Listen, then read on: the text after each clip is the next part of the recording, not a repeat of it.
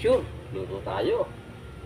Simpleng ulam dahil tayo pamalengke. Kaya dito lang tayo kumuha sa ating tabi-tabi. Ayan, dito tayo. Simpleng ulam mga treasure. Palitin muna natin ang kawali. Palitin natin ng mantika. Yes.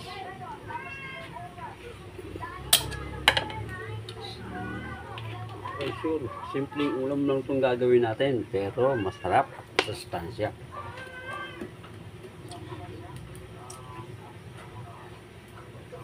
Kailangan magaling tayong mag-isip pag wala tayong budget. Na, 5 minutes na mga treasure. Gawin natin ang ating sibuyas.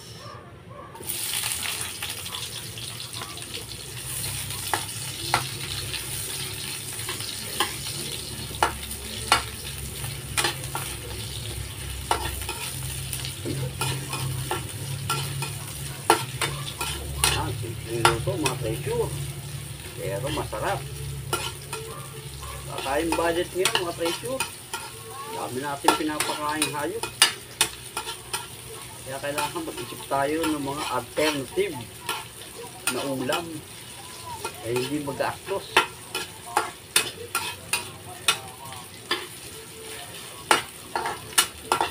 Yan, lantan siya. Lagyan natin ng green pepper.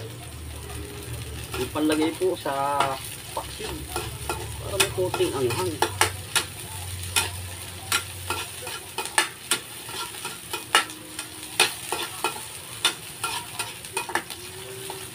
Oh, mga treasure.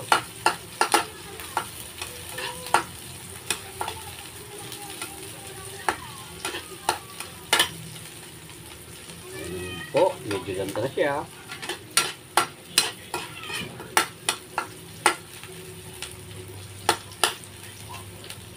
Natin ng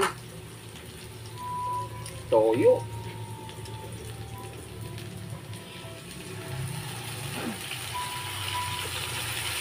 Po, ayun na mga treasure. Ay, kaya, sa baboy. Kala ko may laman. Ayan, kailangan bisa muna natin ang toyo para lumabas ang kanyang aroma, ang kanyang bango.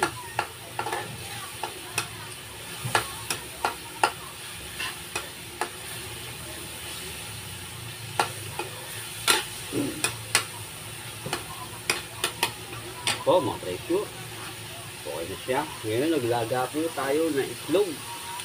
Lagyan natin itong itlog ng ating mga manok. Ayan, no? Ito ba? Libre itlog galing sa pugaran.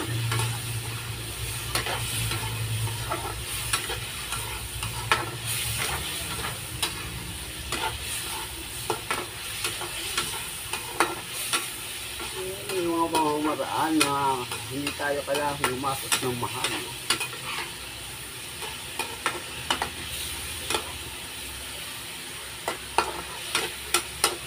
Mukhang masarap na mga treasure. So, lagyan natin ng paminta.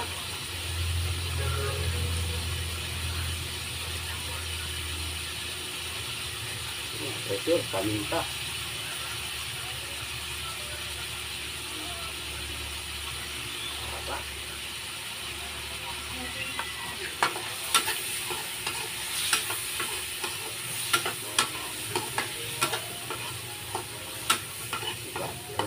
Po, ulam na.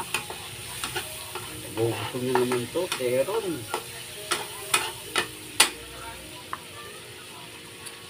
Then, lalagyan natin ng suka para itong egg steak.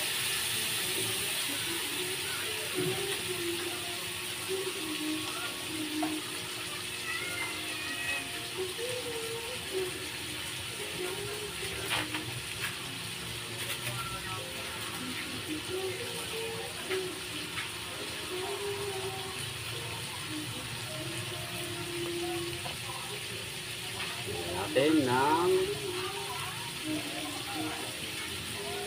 sampalasa. Halo.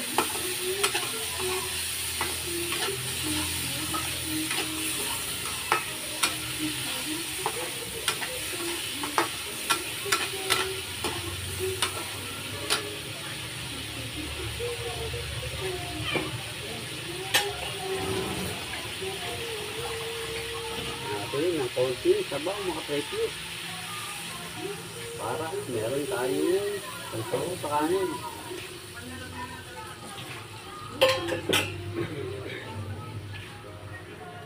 Ayan na.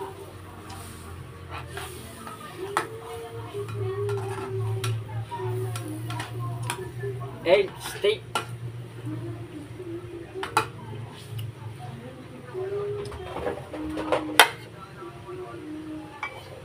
Now, nagprito po tayo mga treasure ng tofu. Yan po ang the best. Halagang 10 pisong tokwa na pinarito. Yan na po, the best. Hindi po ba? Masarap na siya mga treasure.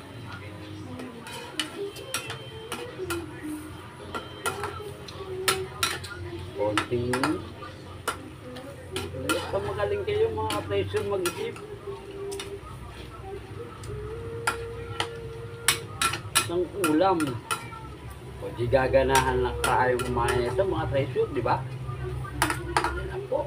Masarap na yan mga treasure. Simple po tayo. Yan po mga treasure. Oh. Itlog with tokwa. Ano rito? Masarap mga treasure. Halaga 10 pisong tokwa. At itlog sa pugaran. May ulam na tayo. Isang masarap na ulam, ngunit simpleng lutuin. Sarap mga treasure.